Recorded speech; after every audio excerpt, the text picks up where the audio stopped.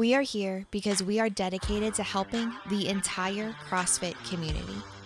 Determined to elevate coaches, box owners, athletes, and everything in between, we believe that this mission will begin right here, right now.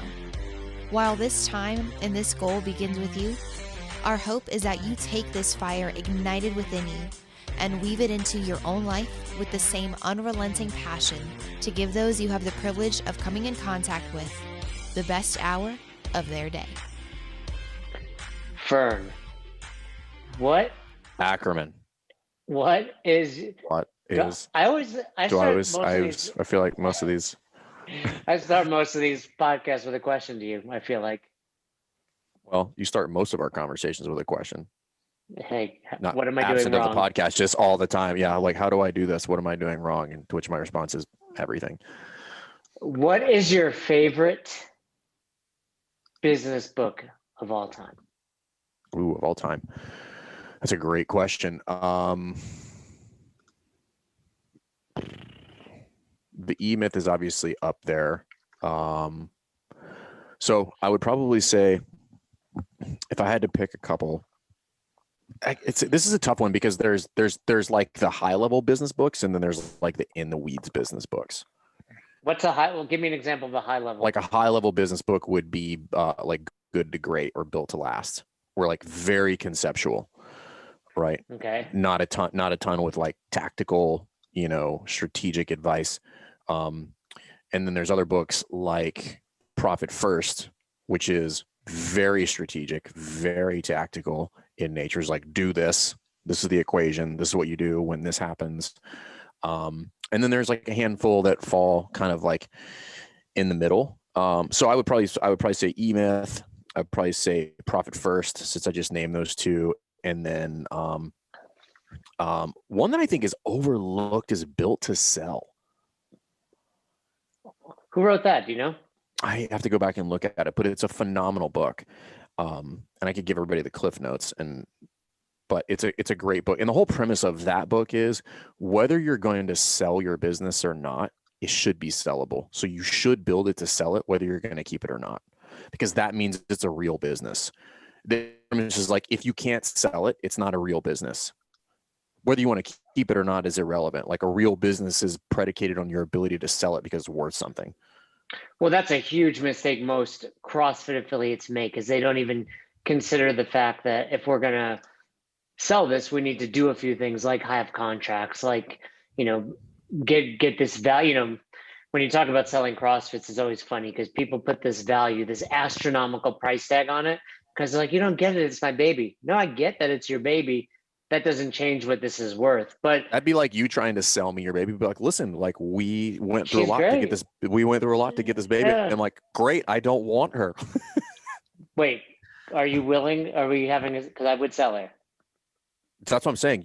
There is no amount of money that you could pay me to take your child. She's up all night. She's great. Speaking of Up All Night, do you remember Up All Night with Rhonda Shear from USA? Yeah. So great. I don't know why you just said that and it popped into my head. She used to be like, Up All Night. I'm like, well, it's kind of like weird. It's like the weird soft porn days of just like USA, late night TV. Yeah, that's what you can. I mean, back in the day, that or just the scrambled Playboy channel was all we got. VHS. It was universally referred to as the fuzzy channel. Yeah, passing around VHS amongst your friends. Like, I think I saw a boob. Yeah. Nowadays, you just go. I mean, it's going to YouTube. How am I going to protect? How do you protect your kids these days against pornography out there? Oh, against pornography? I mean, there's a lot of parental tools out there that you can place on things where like you can do that. But it's one of those things where like kids are going to find it. Like kids are going to find, because if you can only control like what goes on in your household. You have no idea what goes on in other people's households. But you educate them. That's how, like, you have the conversations up front. Be like, this is how the world works, man. Like, don't be an idiot. Don't be naive. Like, that's all you can do. Here's what's going on here. Like, tell them. I got a few years to worry about it. But anyway, the reason I asked you that question, and Shockingly, you said one of the books I was thinking of. Whenever someone asks me for a business advice or business book, I almost always give them E-Myth. I've gifted that book dozens of times. The E-Myth Revisited, Michael Gerber. And the reason I asked you that is because obviously based on the title of today's episode, I read that right as I opened my box. I wish I could remember who recommended it to me, but it was really eye-opening about, hey, if you're only working in the business, it's not going to grow, and you're not going to be able to replicate it, and you're not going to be able to take time off. And I think, like we've discussed on recent episodes, whether it's, not okay to break even, the same thing holds true with your business. It's not okay to only work in it, because if you're not working on the in it is the aspect that you can hire. The on it is the aspect that most likely the owner needs to do. This is so I actually learned. So when I did the podcast with Michael Michalowicz, he obviously runs in some of those circles. He's an author and obviously very successful. But he mentioned that about the E-Myth and about Michael Gerber, and he asked him, I think he asked him, he's like, do you have any regrets about the book? And what he said was, I do, is that everybody misinterpreted what working on the business means. And that was kind of opening for me, like having that conversation with Michael Michalowicz was, I made that mistake and a lot of people, and probably the majority, make the mistake, which is thinking that is a binary thing, which is like, you can only be on or in, and at no point could I be doing both simultaneously. And then once you understand that, then the rub becomes, well, where am I on and where am I in? Which kind of leads into a different conversation, which I think that answer is kind of at least has some light shed on it from Fix This Next, which Michael Michalowicz wrote. So, but it is tough, and we have this conversation a lot, and I do too, where in most instances, until somebody kind of like teaches them or presents another way of looking at things, people will, for whatever reason, and I'm not even actually exactly sure, will move from in to on. But when they go on, they either shouldn't have left in the business, or they go working on the wrong part. So let's give some examples, especially in the affiliate world, of in versus on. So give me a couple of in the business. Coaching on the floor. Right. Obviously, time on the floor. You're working in the business. You're not able to do other things. You have to be at a specific place at a specific time. What else would you say is working in the business when it comes to CrossFit? Social media, you're posting. You think that's in, even though if you're the one creating, capturing, and doing distribution, that is absolutely in. Yeah. Yeah, I think that's, when it comes to CrossFit, we only think about coaching. So on the floor, sales. Social media, being the person that's like, hey, you're interested in joining, I'm going to have a sit down with you, versus letting a coach do it. The probably easiest way to define this is if you're the stopgap, you're in. Meaning, like, if you're the only person that does that, you're in. When is it okay to not be the only person, but still be the one doing that? I mean, in other words, most affiliate owners are always going to still coach to some degree. They may not be coaching, 30 hours a week anymore, but maybe 2 to 4 to 8 per week. I totally wish there was a just default answer, but there's not. This involves an evaluation of the business to see what the business needs most, which is why I referred to Fix This Next, which is what is most broken. Again, just using the analogies with regard to fitness, what are we most deficient at? It's probably where we should go in, assuming that is a task that somebody else can't do, at least for the time being. Well, and that's a big thing as well, right? That's a way for box owners to look at it is, can I replace myself here?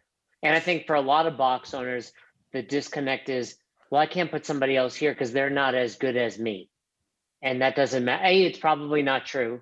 Probably not true. B, B, even if it is true, it's not to the degree you think it is. And C, it's okay. We had a talk yesterday with our affiliate U people, and they were like, hey, how often, when should we go away? And we're like, you should be able to go away.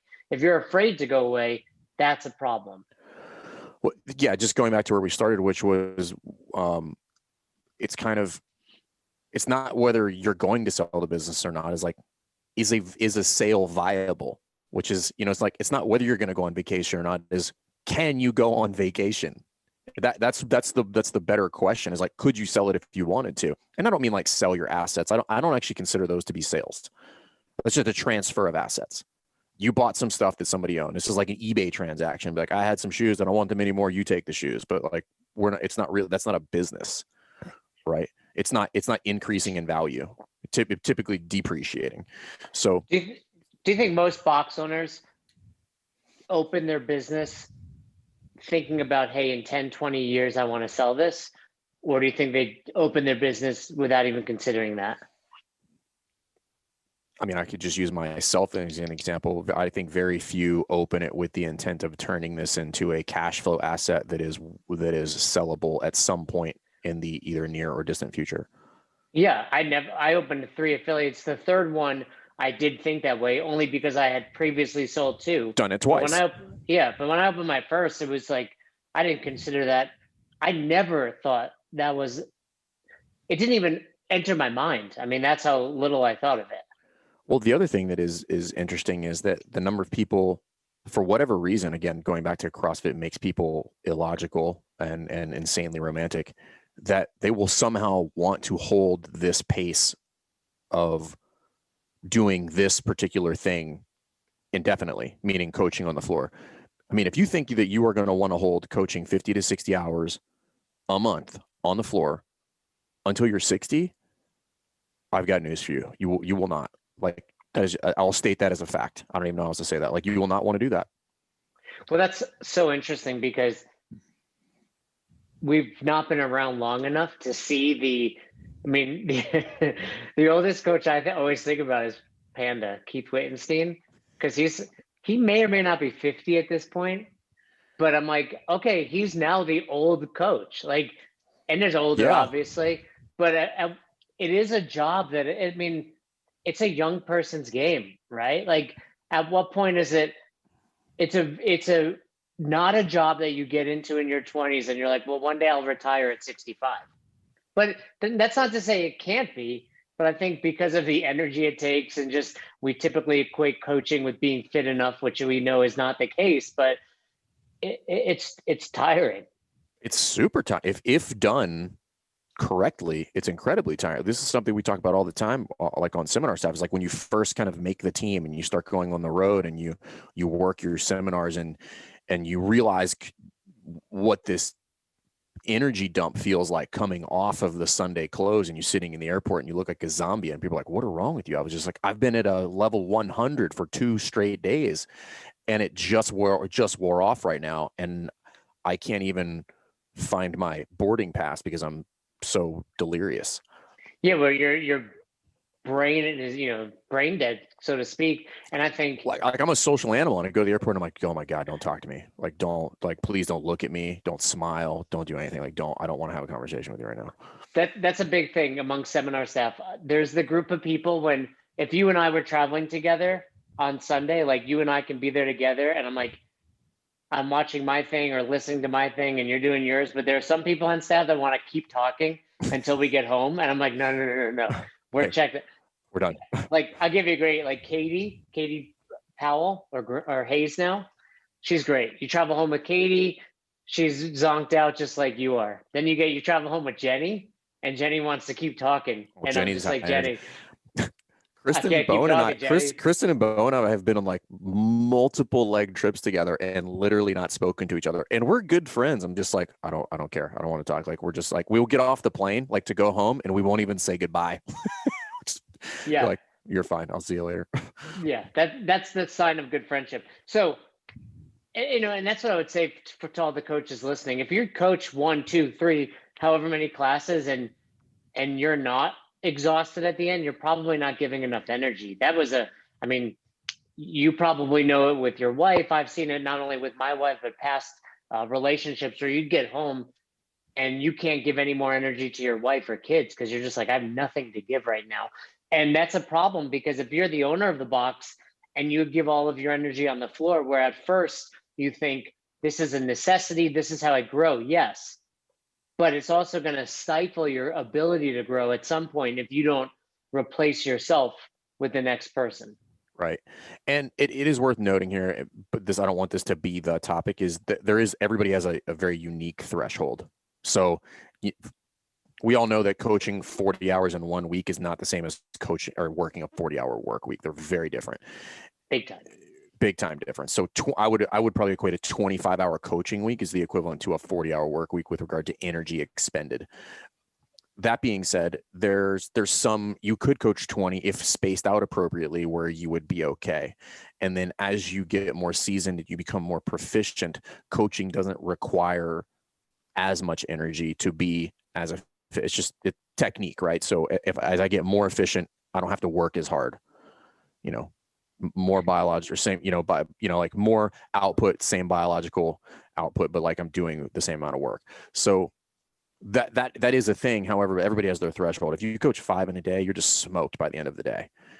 Yeah, and there's other factors, obviously, who's in the class, how many are in the class, what the workout is. Yesterday I coached 3 hours and it actually energized me. Sure, it's been, 6 weeks since I coached, but I felt energized when I left, where there are definitely days where I don't, it was a pretty, the movements weren't super complex. It was, a fun group of people in there. I hadn't been in quite some time.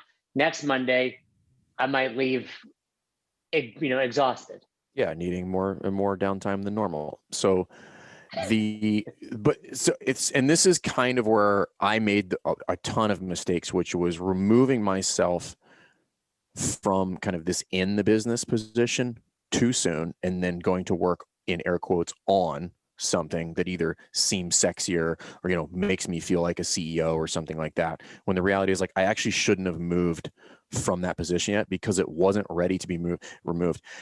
And I'll typically, very broadly stated, would say, if you cannot break down every aspect of that function and teach somebody within, I don't know, a couple of hours, then you don't fundamentally understand it enough to move away from it. Where are some places you might see that, though, at the box? Because typically we're just like, okay, you own a box, you pay your bills, you coach the classes, and you probably need some social media. Where are some other aspects of gym ownership that you would say, hey, because I agree with you. And that's why even for us with Best Hour, we have our tasks. This was a Tim Ferriss thing, I believe, where it's like every single step and things that you forget. Turn on the computer, right? Do the little things that there's, what is the drill? I think it's something like teach someone how to make toast. Oh, that's an old one where they like the wall of sticky notes. Right. And it needs to be like, you forget, like, it's not just put the toast in, it's just like, buy toast. Yeah, buy toast. Put it in the fridge, open the refrigerator door. Open the refrigerator, untwist the thing, open the bag, take out 2 slices of toast, take the butter out of the refrigerator, go to the drawer, open the drawer, go to the far right thing on the drawer, take the butter knife out of the drawer, put 2, whatever of butter on the toast. Or we skipped one. We got to put the toast in the toaster and then we're going to put the butter on it. So that's a great one. That's a great example of that. But I don't think it's Tim Ferriss, though. It's from something else, but I know exactly what you're talking about.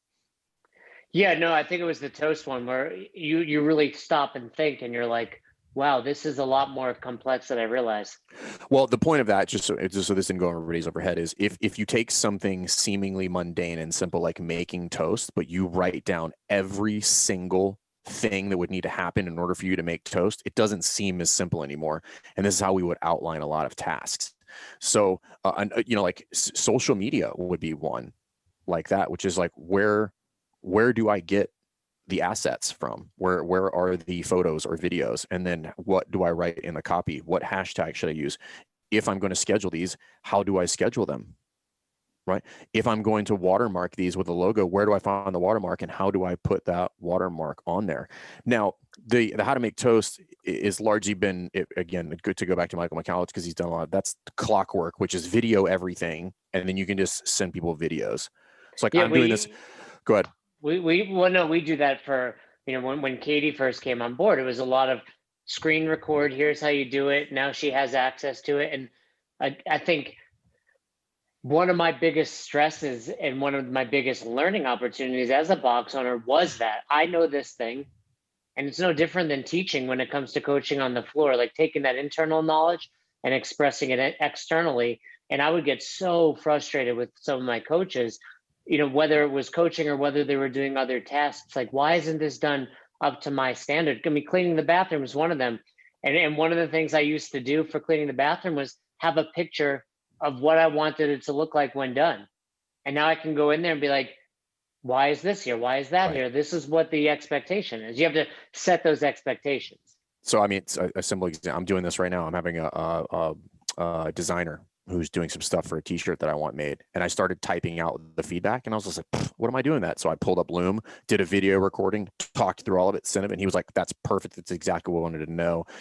It got all of my thoughts in there. But another example would be like in the gym is things like member account maintenance. So holds, cancellations, building a membership, sharing payment information. So this is something I did. I'm pretty sure I did it right after I read the book Clockwork. I went in and I spent, I think, a full day and I wrote down every single possible thing that would ever need to be done with a membership within Wodify, because that's what we use. And I recorded something to the tune of like 35 videos. Now, if you're going to do this, I'm going to give you guys a little advice. All of these videos should be fairly short, because I'm not going to combine two things. Going back to the how to make toast deal. If you're going to make a profile in Wodify, I'm not going to make a video of having somebody fill out the waiver and then converting them to a lead and then converting them to a member. Those would be 3 separate videos. And you're like, that seems a little bit redundant. And I'm like, it's not, because only one of those functions is somebody going to be searching for at any given time. So I need to be able to label them so that they're searchable, however you do it, if you have them in a YouTube channel or something like that. So we have all of ours in an unlisted YouTube series where all the coaches have access to it if they need it. It's like how to share membership or how to share payment information, how to create a dependent, like how to have a dependent fill out a waiver. Like those are kind of the same thing, but they're kind of not the same thing. But the point is, when somebody gets confronted with that thing, they're only going to be confronted with like the singular aspect of that overall process. And if you had a 5-minute long video of how to do all of this, now they have to go look through the 5-minute video. They have to find the exact piece that they want, when I could have just recorded a 45-second video that's entitled how to share payment information, and another video that's like how to create a membership, and they can watch that one in 45 seconds and they do that first, and it just has that, and then I go over and I share that. So that's another example of like, once you've done all of that, and now I fully understand how to do all of it because I just kind of, in air quotes, taught somebody how to do that. Now I can step away from that because I've already built all the systems in order to do that. And I can hand this off to whoever. I'm like, here's the series of videos. Here's what I want you to do. Here's when it's going to happen. All of that stuff. Yeah. And I think this is how you start to determine. Yeah, go ahead.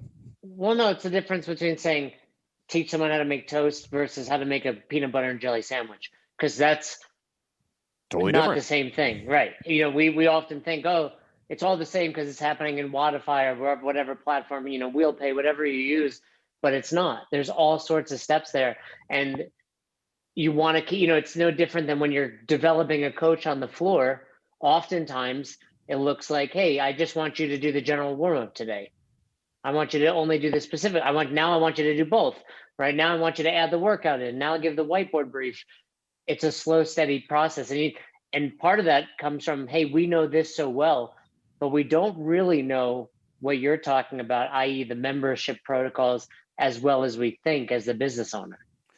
And what you just gave an example of would be an example of that coach is in the business, but you as the person giving feedback, that is an example of on the business in that particular swim lane of the business. So we've talked about this before. Let's just say I have service, I've got systems, and I've got marketing, and then those all have multiple swim lanes within them. I could be in the business in sales. So I'll give an example. I am currently in the business in sales. So I still am in that pipeline. I do a lot of the lead follow-up. I don't do all of the onboarding because I'm not I could totally remove myself from onboarding because the coaches know everything about it. I've taught them how to do it. It's all cataloged. I could bring in somebody here. We could walk through it. I've got audio recordings. I've got video recordings. I've got the written copy, all of it. But the sales, I haven't replaced myself there yet. So I haven't gone through every single step of that. But so that's where I'm still in the business. Where I'm on the business is coaching. I don't do a ton of coaching. I might coach 5 classes next month. I'm on because I'm doing 3 to 4 times as many coach evaluations in that aspect of the business. And at some point I will move off of the business or out from in the business and the sales, and I'll move on to something else. And even that, where you're already working on the business, if you think about it, you're going to move away from that at some point and have Cassidy or Lindsay do the coaches evaluations, and you're going to evaluate the evaluations. I mean, really it's kind of like zooming out on Google Maps. Like right now you're at this location. Can you zoom out to the street, to the city, to the state, to the country, etc.? And that's how you grow your business, right? If CrossFit Rife still had Fern coaching all of the classes or a majority of the classes, all of these other things, it'd be worse. It would, I mean, not just because, yes, your coaching is awful. Is awful. No, but you just, what I learned, especially from E-Myth, E-Myth uses the bakery analogy, and someone's making the muffins and you think, oh, I'm the only one that can make these muffins. No, you're not. Other people can coach. In fact, hundreds, if not thousands of people take their level 1 every weekend. And yeah, there's a difference between level 1, 2, 3, and 4, but your average member does not pick up on that. But your average coach, whether it's because they don't have the time, whether it's because they don't have the skill or knowledge or experience necessary, can't do so many. I mean, just think about it. If you are listening and you're a coach, do you feel competent giving an evaluation?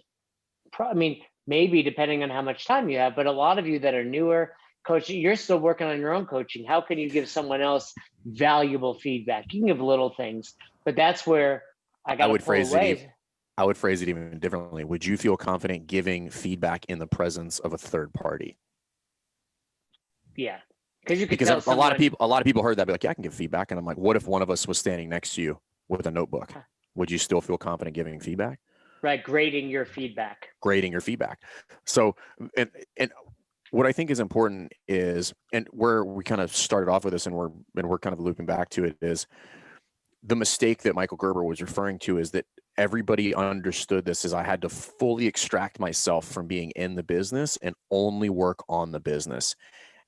And what we're saying, and what I think he wanted to say based on the conversation that was relayed to me, was no, that's not how it works. And I actually think I actually believe that was the genesis of Fix This Next, which is you will be in at different points in your business and on at different points in your businesses within different parts of the business, depending on what is required to take the business to the next level, whatever you've decided that is.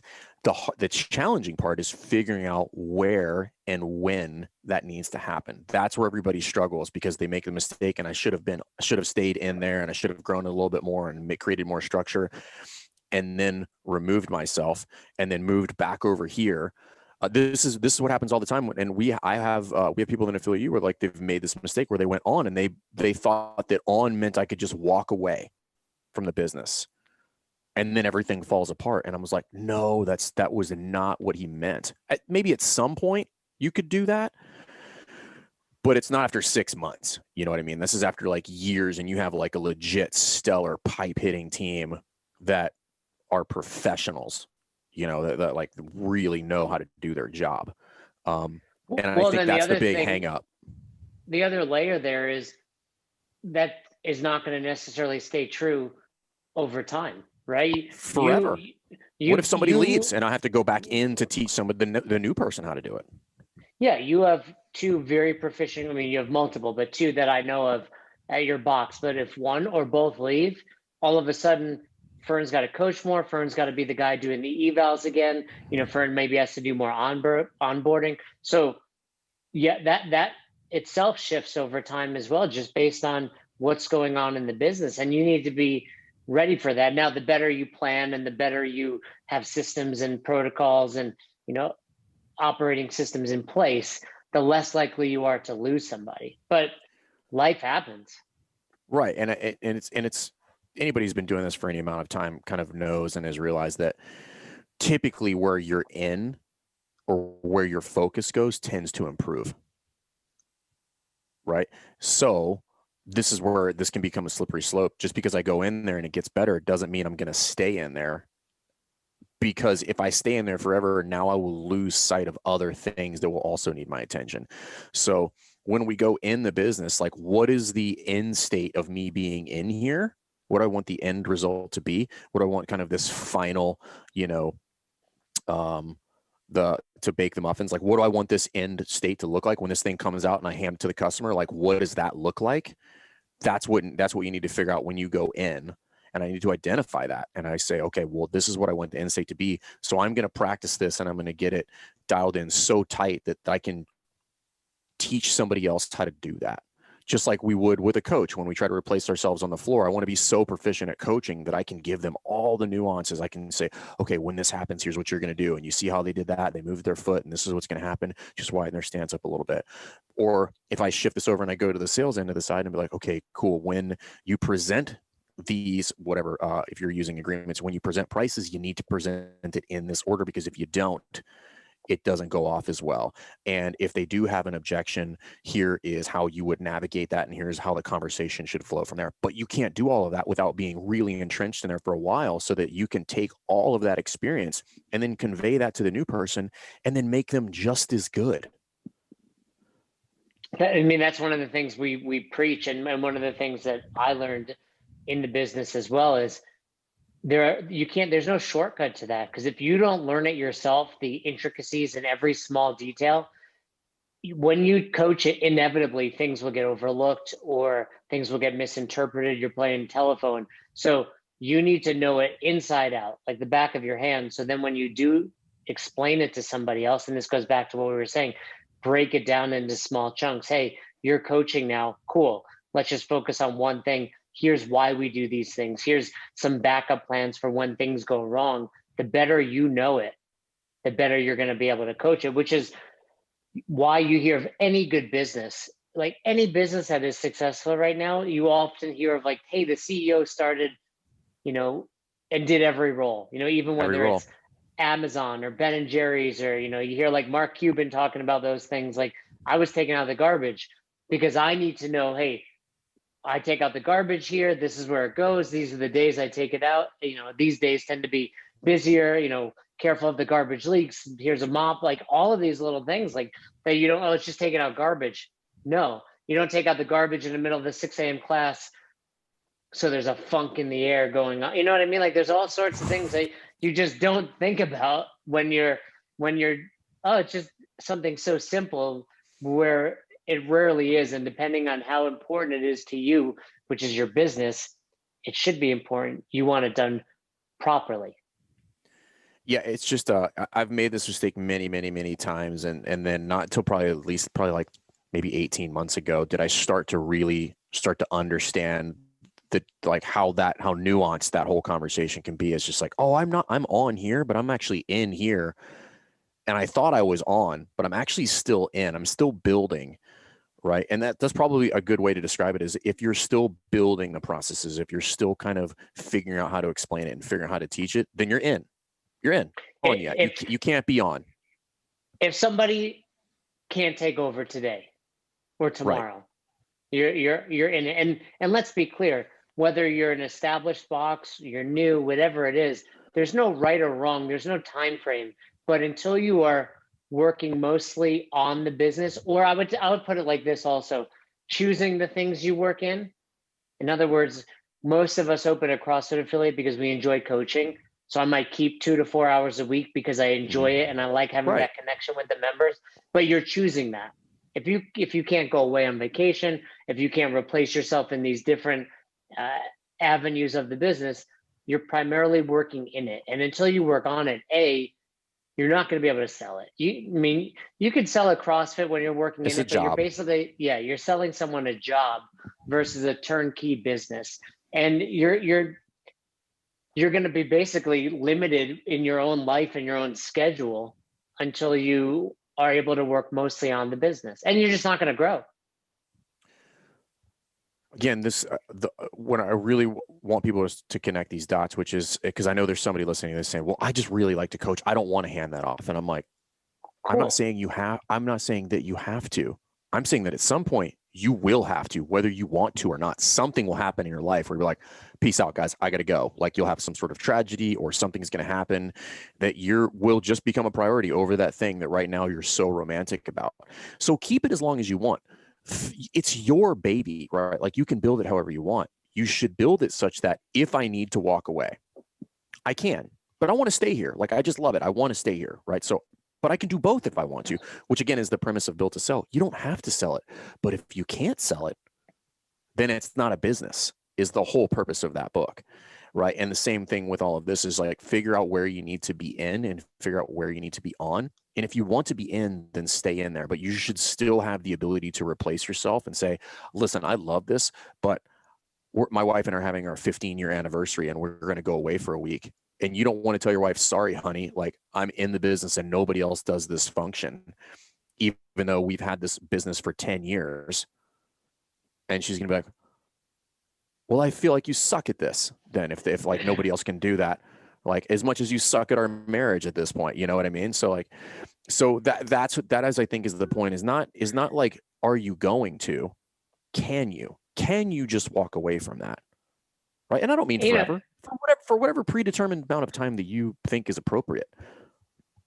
Well, and then, I mean, really, if you can't, like you're suggesting, your business is just, you have a ceiling, and the ceiling is however many hours you're willing to work. Because if you're the guy coaching or gal coaching all of your classes, somebody's going to walk in and want to join. You're going to have other opportunities. You're not going to be able to, grow your business. And that was the whole premise. We highly recommend, if you don't already have E-Myth Revisited, it's the one with the blue cover, Michael Gerber, check that out, as well as the other books Fern mentioned. But it's really about, if you're the one baking cupcakes all day, when are you growing the business? When are you advertising? If down the road you want to have a second or third spot, which we don't necessarily recommend, you can only be in one place at a time. It's also what the business needs might not align with what you want to do, right? Because this business is a thing that needs, if we're looking at the pyramid for the bit, like it needs sales, or it needs sales and then it needs profit. Well, if it needs sales and you just like to be on the floor, I've got bad news for you. Your business is not going to grow, and your business is going to be not viable, and it's going to have a real hard time surviving if you can't figure out how to ratchet up sales within your business. Like, how do I get people to come to my website? How do I get people to walk in the door and show up for consults because I have a 50% show rate? Like, how do I fix all of these things? Well, you need to get good at sales. Like, I don't like to sell. I don't give a shit. Get good at it. It doesn't matter what you want at this point because the business needs it. So either you need to figure out how to, and the reason I'm a little bullish on this is because in these instances that we're talking about, these people that we're referring to, which was me for a long time, you can't afford to hire somebody who's an expert at this thing to fix it. You have to do it. Nobody's coming to save you. You have to fix that shit yourself. So I may have to remove myself from something that I like to do to get proficient at something that I'm not very good at and become good at it so that I can hand that off and I can move back to the thing that I like to do. That's where I have to determine business need. That's where I need to be in. If the coaching goes from a 10 to a 9.5, nobody notices but you. That's just your ego talking. Let it go. Okay. Because somebody else running a class at an 8 so that you can refine your sales process is better for the business than you staying in there and offering a 10. I mean, it's very reminiscent of your training, right? You have to take, we talk about it in What is Fitness. You have to take your weaknesses, attack them head on, and ultimately make them your strength. And we do that in our fitness. We do it in many aspects. And then when it comes, and I would even go as far as saying, if you're listening to this as a coach, you need to do the same thing. We talk about it in our coaches development aspect of Affiliate U. You need to work on the criteria of the 6 that you're least efficient at and make it a strength. Because until and then ultimately what happens, you have a newfound weakness. Presence and attitude, that was my strength. I got better at teaching, seeing, and correcting. Now my presence and attitude needs to come back up, or your group management or your demonstration. You always need to be attacking that, but especially when it comes to business ownership. And it doesn't happen when you're blinded and you're only working in the business. You have to work on the business. The other thing that, and I don't know if just because nobody says this out loud, is that when you're on, that doesn't mean that you're never going to touch it. Right. This idea that like, I'm just going to bring somebody in and they're going to do it, and I'm never going to have to manage this person or mentor them, and they're going to do it right every single time, all the time. That's la la land. Like, that's not a real thing. It doesn't exist. So when you're on, you have to realize that now your role has changed. My role has changed and put yourself back in that person's shoes. When you were in there fucking it up and messing it up and building it, they're now you. So show them some grace instead of acting like an asshole who knows everything. Be like, I don't understand why you can't do this. And I'm like, well, remember it took you 2 years to learn how to do this, and now you're Mr. Know-it-all because this person has been there 4 months and they can't figure it out. I'm like, hey, why don't you chill out a little bit and realize that your role has now become the teacher to teach somebody else to do this thing. That is on. That's on the business. That's what that looks like. And I think people misinterpret on for literally just turning the lights on and then walking away and thinking like, well, the lights are on, so we're good. Like, what if somebody comes in and turn the lights off? That's a huge mistake that affiliate owners make, especially, I mean, when it comes to developing coaches. Like, they forget how bad they were at the beginning, and now you have this brand new coach, and they're like, no, you didn't see that? You didn't see that person didn't open their hips? They're just not as good as I am. Yeah, like, it's okay. And that's why that is why you are the owner, because you need to be so good that you can develop those. And a lot of that is meeting people where they are. But working on the business is, in many aspects, harder.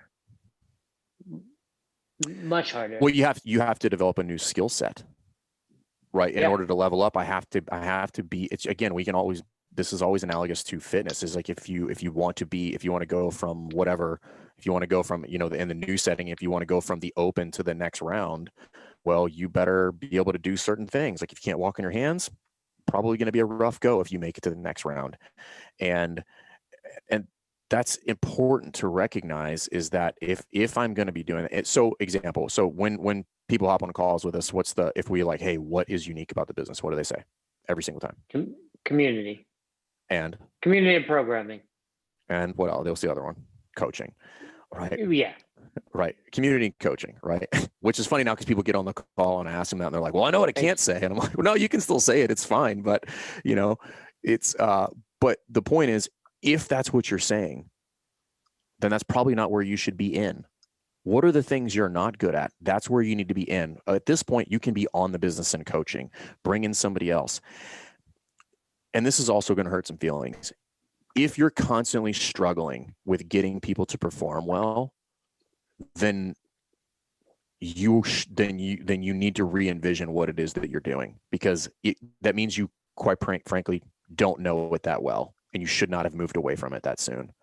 Because I shouldn't get frustrated, because I should be able to give them all the very obvious answers to these and to these problems, to the point where they're like, oh, okay, I get it. It's just like when a new coach it shows up at a level 2 or something like that, and they're trying to get somebody to do that.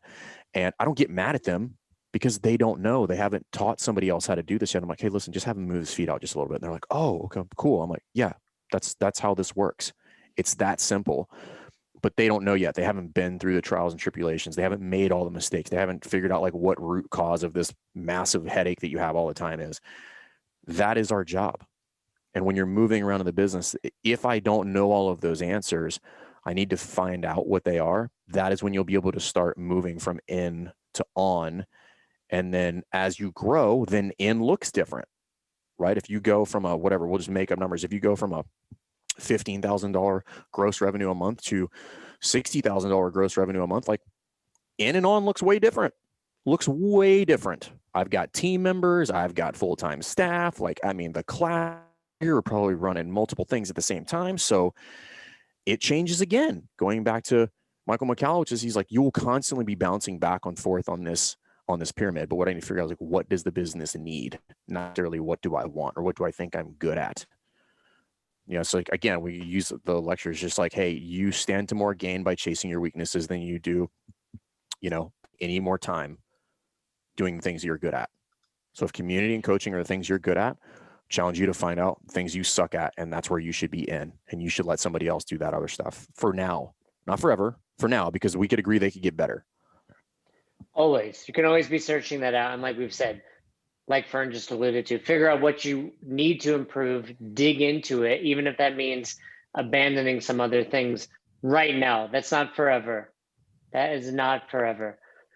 Lastly, Fern, where are some places that you think a box owner, we've talked about it before, giving up classes, developing those coaches. Where else do we see that happening early on? Meaning happening preemptively? No, where are some of the first steps that box owners should at least be thinking about working on versus in the business? Oh, and I know it's a little different. Correct. Yeah, I think what we see, the trend is, and this is not an absolute statement, but the trend is very, very few people have a really nice, well ironed out sales process, or think of this as customer experience. That is where we need to spend some time and effort, because that one will be revised over and over. It's just like, all right, I've got this template. And I was having this conversation with someone with like, okay, I've got this, so here's how we do it and what we do it. And I'm like, cool, you've got it. But then I ask a couple questions and the answers fall flat. I'm like, why do you do that? And like, well, we do it because of that. And I'm like, is that valuable? Is that create a good experience? Right. The template is it's done, right? Like, as you like to say, hey, done is better than perfect. So I get the first iteration of this done, and then I have to reimagine this whole process so that I can, instead of making it a process, I make it an experience. And an experience requires that I like have a fully cast vision on like what this is going to look like from start to finish. Thinking about like, why was this workout paired with this whiteboard session? Do they match? What aha moment are they supposed to have at the end? And the moment isn't accidental. The aha moment is manufactured on purpose every single time, because I built it that way. And they're like, oh, I understand intensity now. Like, that is different than like, we teach the 9 foundational movements. I'm like, okay, how long do you spend on the three sets of squats? And they're like, 15 minutes. So you mean to tell me that you think 5 minutes is proficient enough to add value to this person? And they're like, well, now that you say it that way. And I'm like, that's why I said it that way, because it's not valuable. You and I both can agree that it's not valuable. So why is it there? Going back to like, we're trying to buffer. That's for me. That's not for them. So reimagining this as an experience for them is what makes it valuable. Those are the kind of things that we see. It's just like, cool, the coaching is good enough. We know, constantly varied functional movements executed high intensity are safe. What else do we suck at? Where can we go now and fix that? Yeah, so I would say as a box owner, you need to be considering that. You need to be considering, where are we good? Where do we need to improve on? Dig into there until you make that your strength, and until you feel comfortable getting someone else to replace you. And in order to do that, really being diligent about creating those systems. Work on, not in. Check out that book, E-Myth, if you haven't already. Michael Gerber. Anything else to add, Fern? Nope, this is a tough one. So if you guys have questions or you just want to chat about it, hit us up. Happy to kind of point you in the right direction, but it's never either or, it's and. So you never miss an episode of the podcast, subscribe to our YouTube channel and on all major podcasting platforms at Best Hour of Their Day. Thank you so much for tuning in and for being a part of the best hour of our day. See you next time.